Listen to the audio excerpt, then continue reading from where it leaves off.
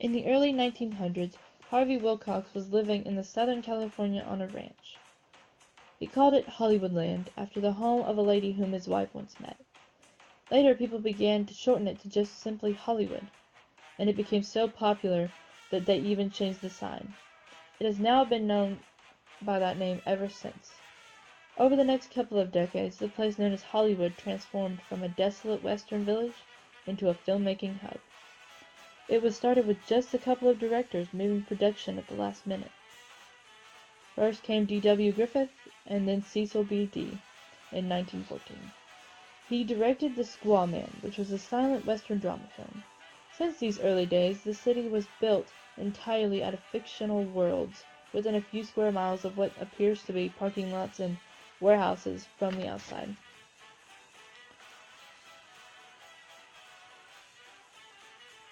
Today, many people go to theaters to watch their favorite genres.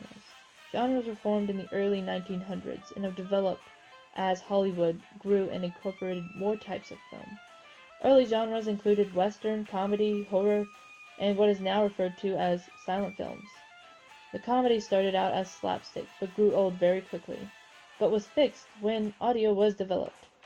Horror was derived from German Expressionism, and was made after audio, because when people see a scary movie, it's very important to hear what's going on. Usually people associate horror films with screams and loud sporadic music used to make people jump. Anyone can notice that certain time periods have certain genres, but people don't tend to think about it. For example, in the 20s, it was all about the mobsters, speakeasies, and bootleggers. These films were about things that were currently happening at that moment in time, but made it relatable yet able to escape from reality. In the early 90s, CGI was very popular, especially in Jurassic Park is a great example of CGI and old techniques used in the business. Stan Winston was one of the masterminds behind Jurassic Park.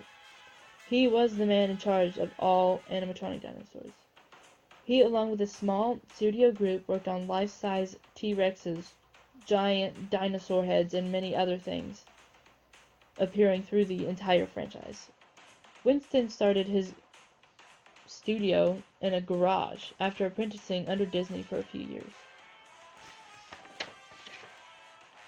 Shortly after films added sound, they began to make scores and soundtracks to set the mood. When audio first came out, Warner Bros. And Fox both decided to make themselves the biggest film studios in Hollywood. But of course, it worked. Their plan involved some of the first movie scores and soundtracks. They were the first companies with background music in their movies. Most people are influenced by music, which is the reason there is background music in nearly every film that you see. Music makes people feel something, and it allows the filmmaker to take the immersion to another level. Music helps the audience to feel the same emotion, and it sets the tone for any movie, especially musicals. An interesting study has been shown that people watching horror films with the background music tend to be more fearful, while those watching it without it have a lower level of fear. Animation has come leaps and bounds since its first development in the 1900s. Back then, they didn't have the technology that we do now, so animation took a lot longer.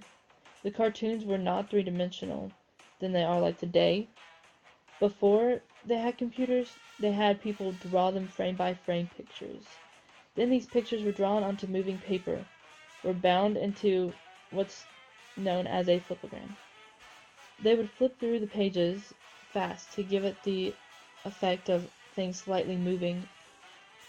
Walt Disney was the pioneer of this method, and he was extremely passionate about his work and loved doing it. His first animated scene was called Steamboat Willie, who was a character designed and to be portrayed by Mickey Mouse. Animated films are not only films that look completely different today, as they did in the early 1900s. Today, anyone could observe how special effects have really transformed the film industry. Originally, film started out with no color or audio in the 1920s. The film world took a turn for the better. new cameras, new sets, new audio, and new creative push in directors redesigned the entire industry. Color and audio were two major advances that transformed the entire industry and helped move it toward the present-day advancements. With audio, silent film actors began to lose their jobs because most of them had heavy accents. Their accents made it very difficult for audiences to understand what they are saying.